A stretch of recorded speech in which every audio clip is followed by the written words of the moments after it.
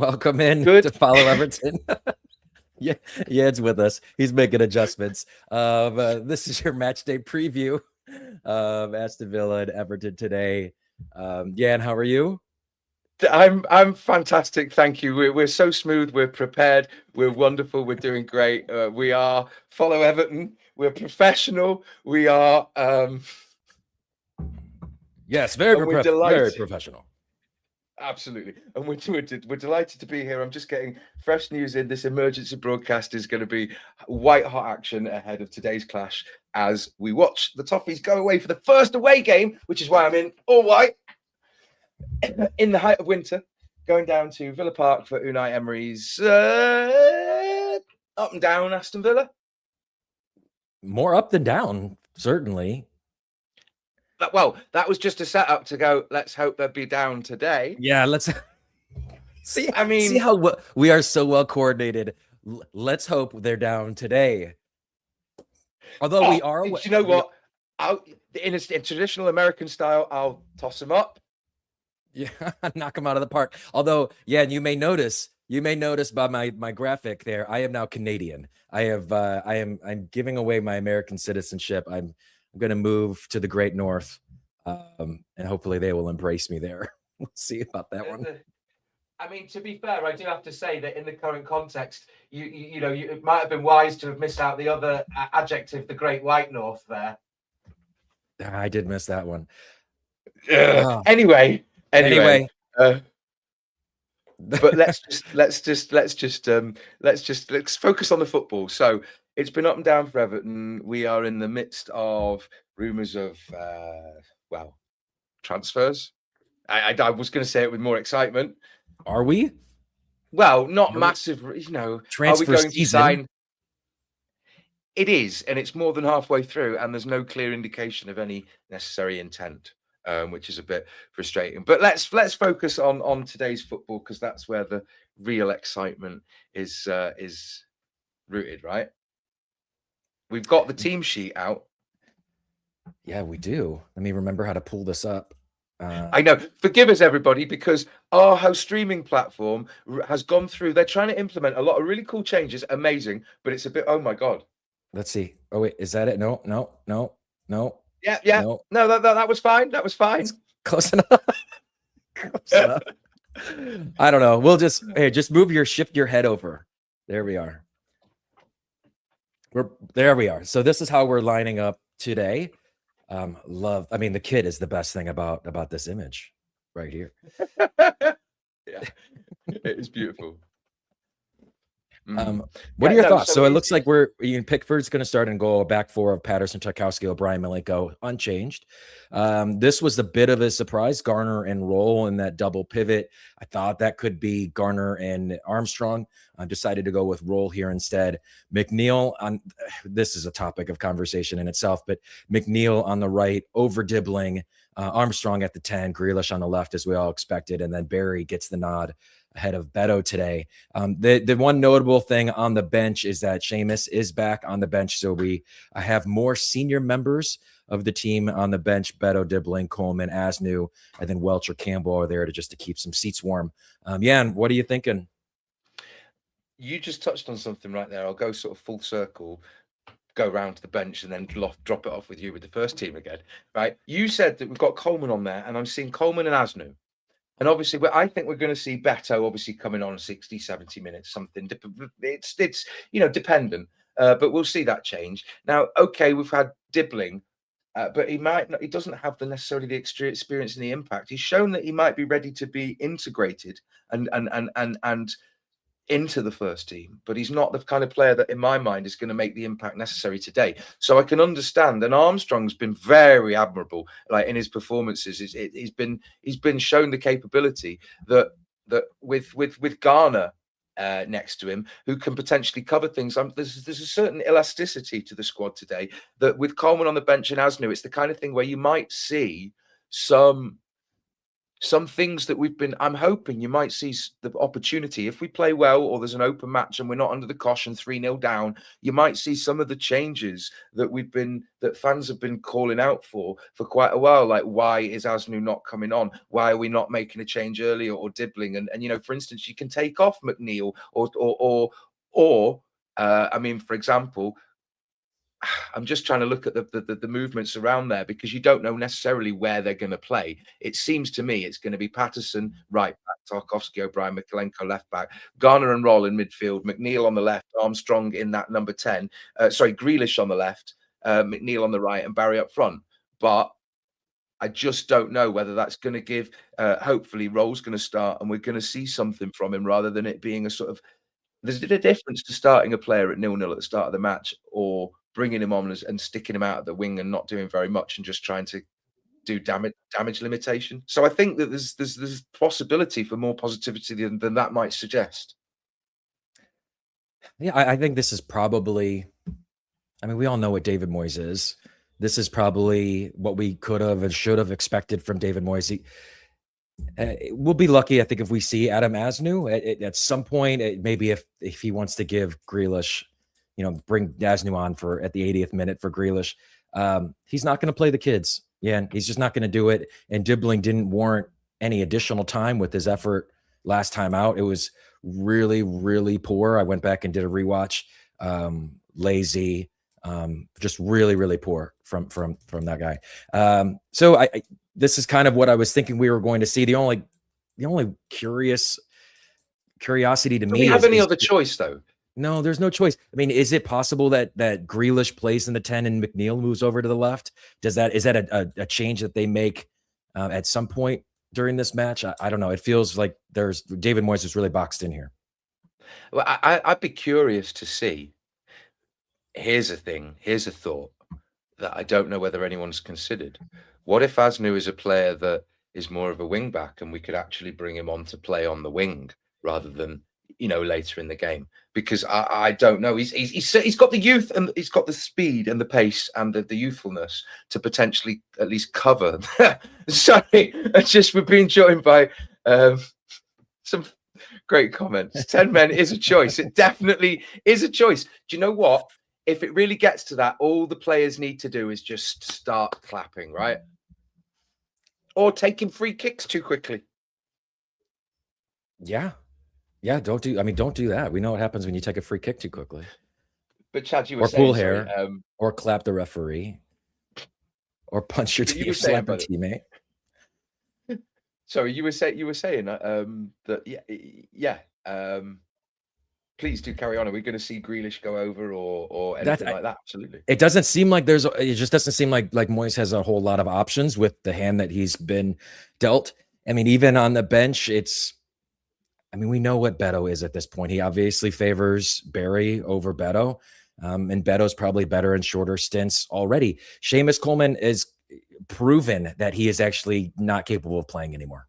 Unfortunately, it's sad to say, but yeah, and I mean, Moyes gave him a start and he lasted 5 minutes. I can't remember exactly how long, but he's just not able to do it anymore. So, look, it's not a personal criticism, and it is a great shame, and it's almost an injustice that it's a situation where such a great champion player who unfortunately walks away without any recognisable silverware from his domestic time at Everton, his entire professional career in outside of the lower leagues or the Sligo, and I just was it Sligo.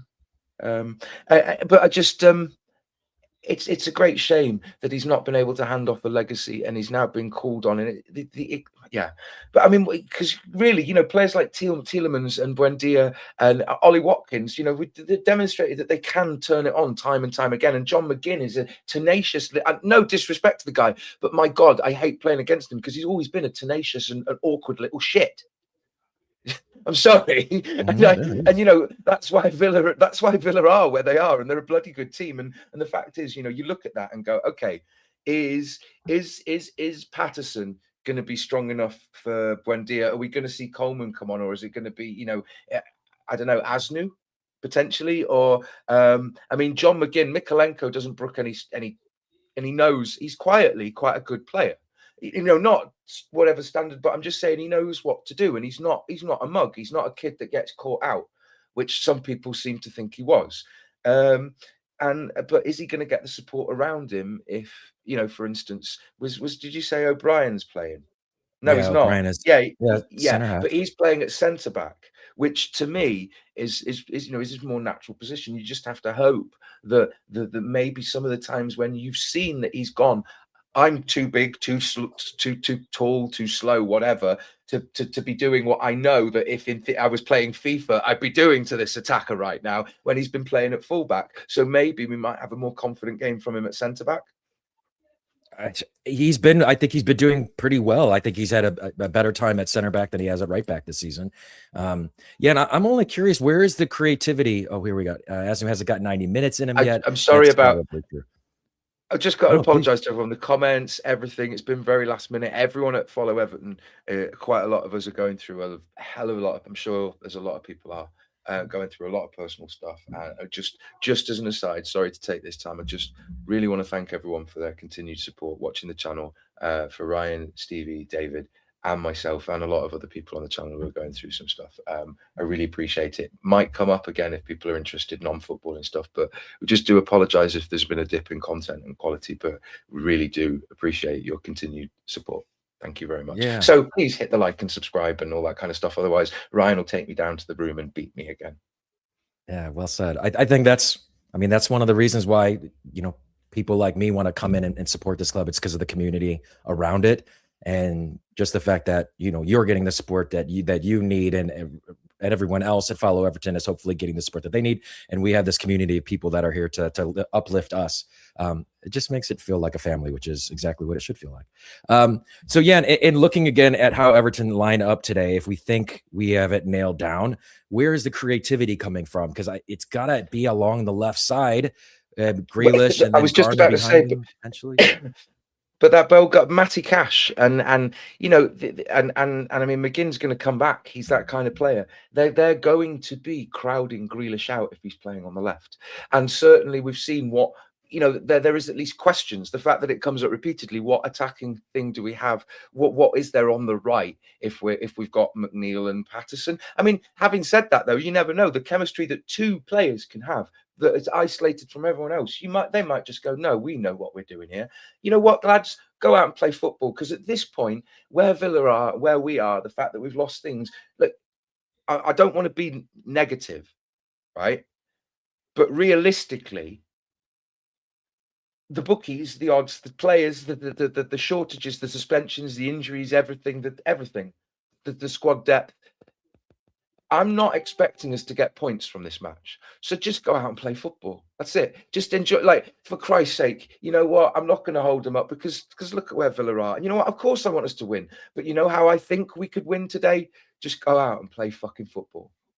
Yeah, I love that you said that. And I think that sparks a bigger conversation I have about the club in general. Because if this match is a free hit, as we would maybe want to call it, you should leave it all out. It's not Man City. It's not Liverpool at Anfield. You know what I mean? I get that, where you go, fuck, whatever.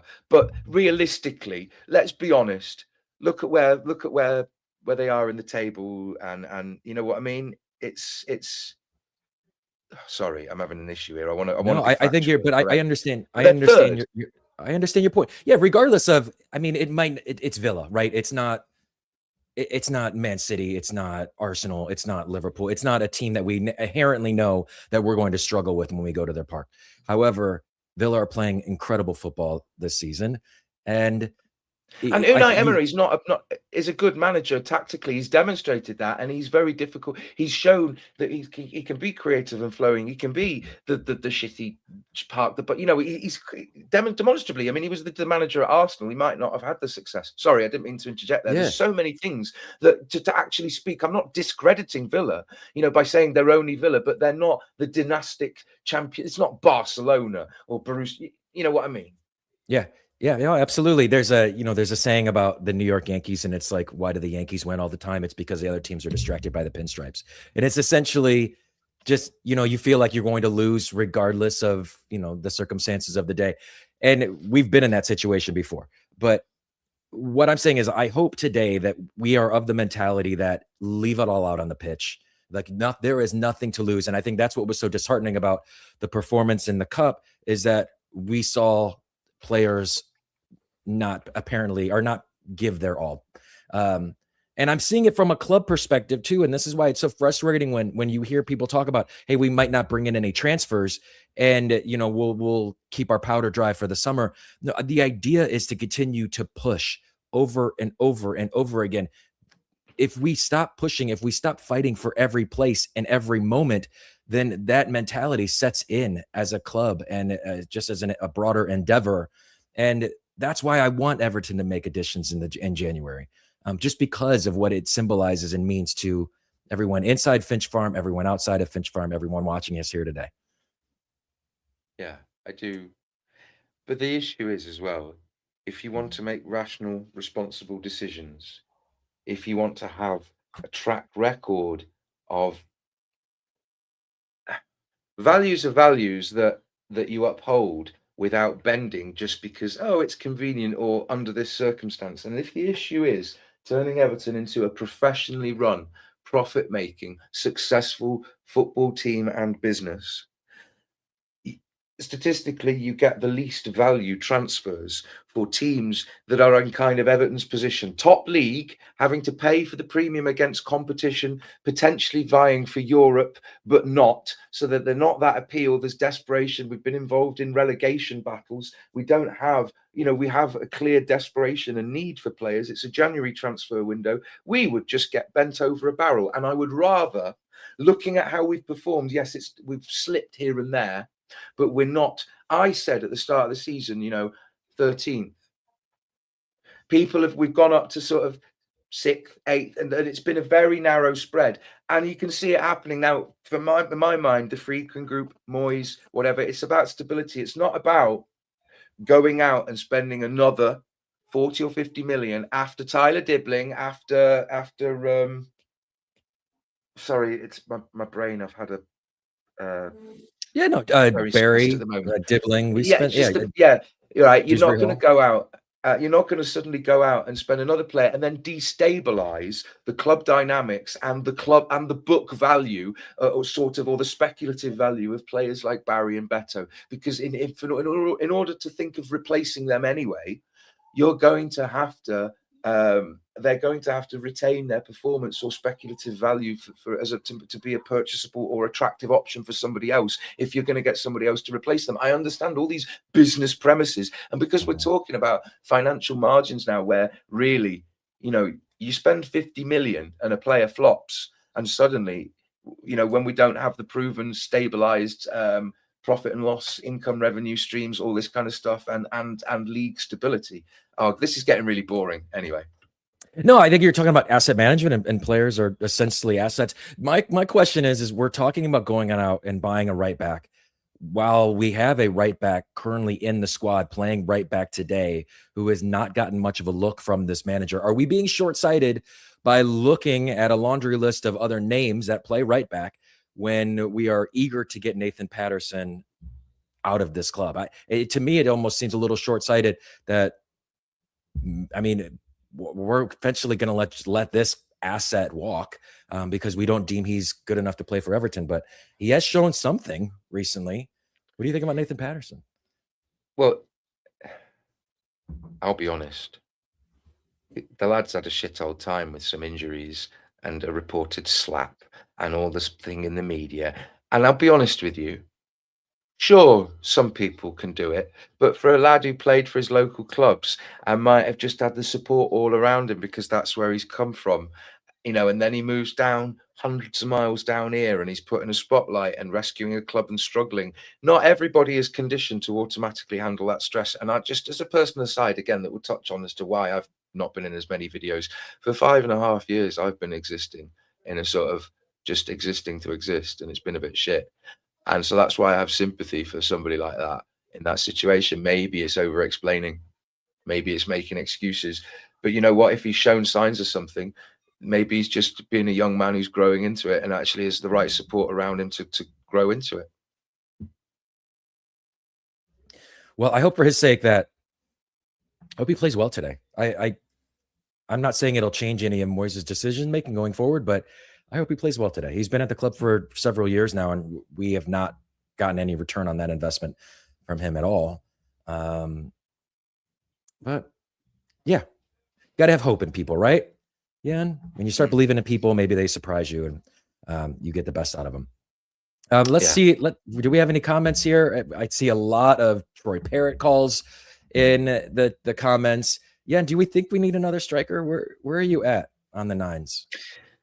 I've just, before we touch onto that, the nines, right? People here are talking about, well, they're having a bit of banter. Absolutely. That's why I loved it. And I just let you guys get on with it because it's a social thing. That's what it is before the match, before you sit there again on your, all of us on our own going, bye, everyone. It's nice. But like this, it's an interesting point. That's what I'm saying. Sometimes players that we expect from, if they're not within a complete setup and the support, whether it's literally on the pitch or all around, you're not going to get the best out of people. Because by God, look at what Moyes did in his last tenure as manager. The whole was far greater than the sum of its parts. By God, you know. As far as that comment, though, I think Patterson, the one benefit of McNeil being on the right with Patterson is that McNeil does track back. He is a defensive-minded wing. He does work hard. And that's probably the area that Patterson struggles in the most, although he's been adequate defensively. So, if we're going to rely on the left side for all of our creativity and we just need the right to kind of lock down and play defense, then that could be a recipe for a draw. I don't know about a win, but could be a recipe for a draw. But you said number nines. I mean, clearly we're going to see Barry until about, and then dependent. Like, obviously, it's the bell curve. If he scores 2 goals and other players are knackered, he's going to stay on and he's just going to hold the ball up if we're 2-0 up and it's 10 minutes to go. Absolutely. Or maybe then he's going to get subbed off. Sorry, that's what I mean, at 10 minutes to go. But if it's shit, we're 1-0 down, it's got to 55, 60 minutes and he's not getting the supply, even if it's not his fault, he's going to get subbed and Beto's going to come on and run around and chase it down. And then people are going to get angry for him doing that because even though that's his instructions. And I'm like, my God, can you not see? It's as if people see a thing, see somebody responding to it and then go, cool, we're going to score 4 goals now. Like, no, sometimes it's game management. Do you know what I mean? Yeah, absolutely. That's why I think bringing in a striker right now is probably a little short-sighted, especially one that has the same profile of the 2 that we already have in the squad. It's what do we think is going to change when all the other variables around it are the same? It makes no sense. Because we haven't had that incisive number 10 that was like a Stephen Naismith or Tim Cahill that could really drive the play and be such a tornado like a whirlpool that drew football into that sort of space that he acted as so he didn't make the lone number 9 so alone. Do you know what I mean? So what if today, Jan, what if this is Harrison's coming out party? What if we see the Harrison Armstrong we all hope he is? Can we just for public liability reasons, can we just reframe what you just said there? Oh, well, is it not? does that phrase not hit the same as it does here? His coming out party? Oh no, okay. Sorry, that's a turn of phrase in the States. I apologize. Oh wait, I'm Canadian. It's a turn of phrase in the provinces. Look, we're not laughing at anybody's sexuality or anything like that. It was purely your phrasing of it and obviously the culture. It was just. Oh, I'm so sorry. No, that's something that by coming out party, we mean like he is announcing himself to the world that he is here and he is an influence. His debutante's ball, if you will. Yes, thank you very much. Thank you. Much more masculine concept. Oh, so funny. But could this be Harrison Armstrong's chance to, here, I'll use one that you'll know, grab the game by the scruff of the neck? It's going to be his quinceañera. Yeah. I love that. Welcome to, once again, thank you for joining us on Follow Everton for top tier professional standard quality content and broadcasting. We are so overjoyed that you're joining us on this wonderful Sunday afternoon ahead of Everton's clash against Aston Villa, where we're so hopeful of an absolutely resplendent Toffee stealing 3 points from high flying Villa. Of course we are, aren't we? Yeah, Kevin, that's not what it means that's not what it means where I'm from. Anyway, jeez, guys. Anyway, I'm hopeful that Harrison Armstrong plays a really good game of football today and announces himself to the world as a Premier League player. Am I right? Is he too young to put this level of faith and hope in him? No, it's wrong to expect it. But here's the thing: if this gets to any Everton players, anyone who needs to hear this, anyone who's felt this, right? It's not wrong that people have hope in you. That's a wonderful thing, because truly to have hope, my God, look at us. We know the reality of the situation, and it's not the weight of expectations. It's not about achievement. It's like I said before, just go out and play football, because this life is not. It's not to be prolonged and it's not to be preserved. No, it's to be lived. So yeah, we might still come away with no points, but go out and play fucking football, boys. Up the fucking Toffees. Up the fucking Toffees. And that's why I think regardless of how your week was, like, we still have something to look forward to. Like, getting to watch. I don't know. I look forward to the match every weekend, regardless, even though I'm not hopeful for today's result. But it's a good it's a good distraction, right? From all that ails us. Any other thoughts today? Are you curious to see how Merlin Rollick's gonna look? David Moyes giving him a real opportunity. I want the wizard. Oh yeah, I want the wizard to come to life. It's the time. It is the time. It is the time. I hope he has. I don't know. Spell. I really want to leave this. I'm in a weird mood today on this Sunday. So come on, anyone in the comments want to hear a poem before we go? It's not a football poem. Oh, you do? Yeah, why not? I don't know. Do you have one ready? Oh, I've got hundreds ready. Oh, okay. Good news. One of the oldest poetry magazines in the UK has. Okay, as Yang looks to bless us with his beautiful prose, I will say we are not doing a stream during the match today. We should be around for post match. It may be me, it may be others on the call. We're still trying to get that sorted. So hang tight there post match, and we'll try to get a show up following the conclusion of today's match. Jan, I'll turn it over to you, but we'll get out after this and up the Toffees. Okie dokie. Thank you very much, Chad. Thank you for joining us. This is not a football related poem. I just hope it inspires everyone today. So, we are the old gods, clawing at roots, digging at bones, buried generations ago. Femurs healed, hedgerows planted, jackdaw in flight against cloudless sky, speckled by myriad held hands and upward glances of heavy-hearted hermits. We are the old gods, governed by pumps, sluices, bilges, wetlands, dumps, dirges, lumps, and urges, reclining in shadow, breathing sawdust, and bathing in despair. We are the old gods of cracked teeth and spitted palm, where communion is forged by blood, spilt arm in arm. We are the old gods, roaring into the night, rising from slumber.